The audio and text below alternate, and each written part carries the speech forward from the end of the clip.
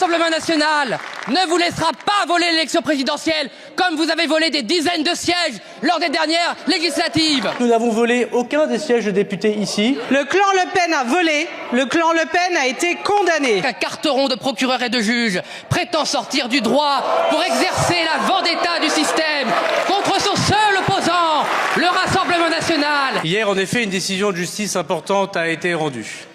Elle concerne Madame la Présidente Le Pen comme de nombreux membres du Rassemblement national. Et je souhaite, personnellement, que si Madame Le Pen interjette recours, ce délai de jugement nouveau à la Cour d'appel de Paris puisse être organisé dans un délai le plus raisonnable possible. Mettre en cause une décision de justice, c'est manquer aux principes élémentaires de la séparation des pouvoirs et de l'état de droit. Nous vous demandons aujourd'hui d'exprimer devant la représentation nationale votre soutien inconditionnel à la justice de notre pays. Le soutien que nous devons apporter aux magistrats dans l'exercice de leurs fonctions doit être un soutien en effet inconditionnel. Il est vrai qu'il y a des interrogations. En principe de droit, toute décision lourde et grave en matière pénale doit être susceptible d'appel. Il se trouve que le seul point de l'exécution provisoire fait que des décisions lourdes et graves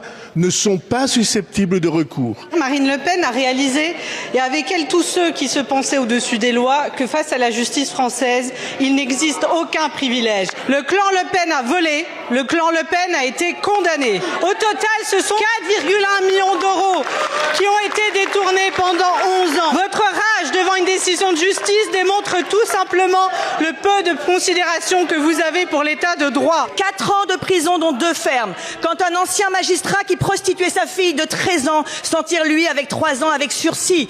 Est-ce de la justice? Marine Le Pen est aujourd'hui condamnée parce qu'elle est Marine Le Pen. Ça n'est plus de la justice, c'est de la politique. Madame Lavalette, permettez-moi de dire que vous êtes vous-même élu du Var.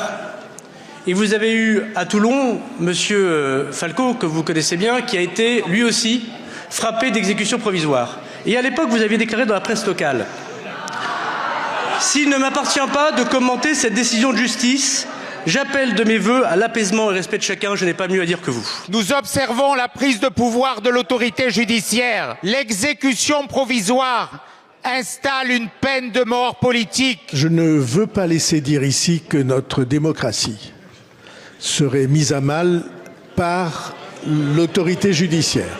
La France, seul pays où pour gouverner il faut avoir perdu les élections, s'abîme à l'international en laissant s'abîmer notre état de droit. Il n'y a pas une candidate du peuple et des candidats pas du peuple. Nous sommes tous ici élus par le peuple.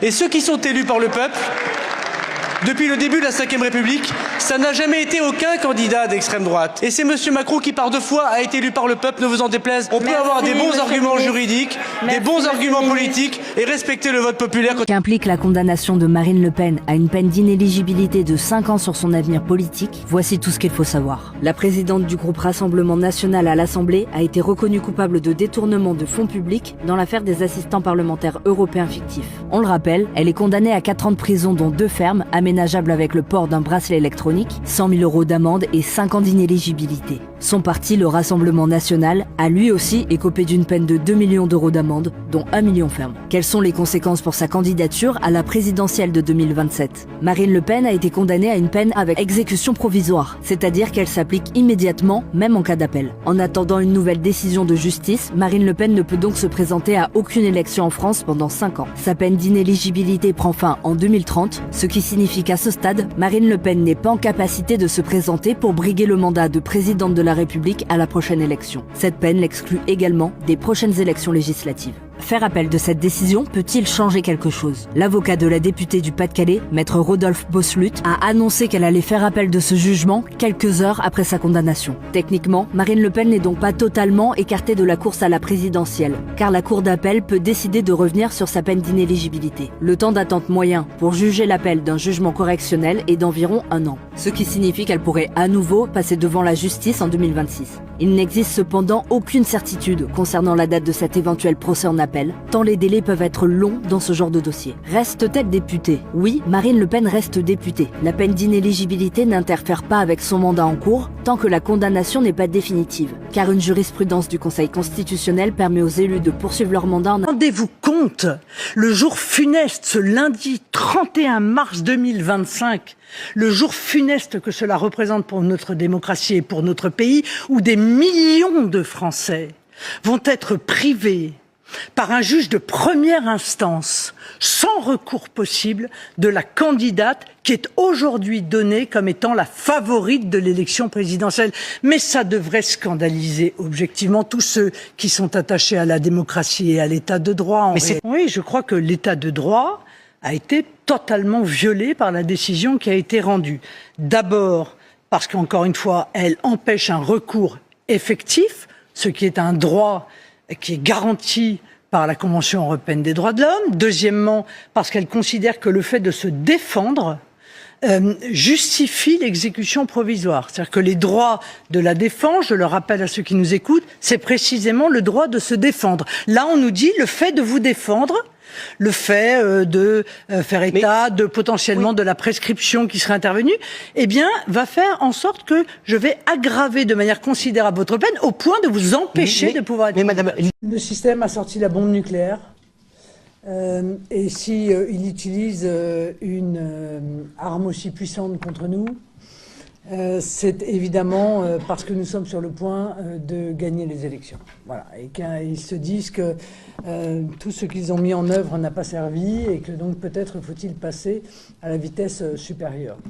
Alors, les choses sont extrêmement claires, on ne se laissera pas faire. Et on ne se laissera pas faire, non pas tant pour nous défendre seulement nous-mêmes, mais pour défendre les Français qui ont le droit de voter pour qui ils le souhaitent, et puis pour défendre le pays.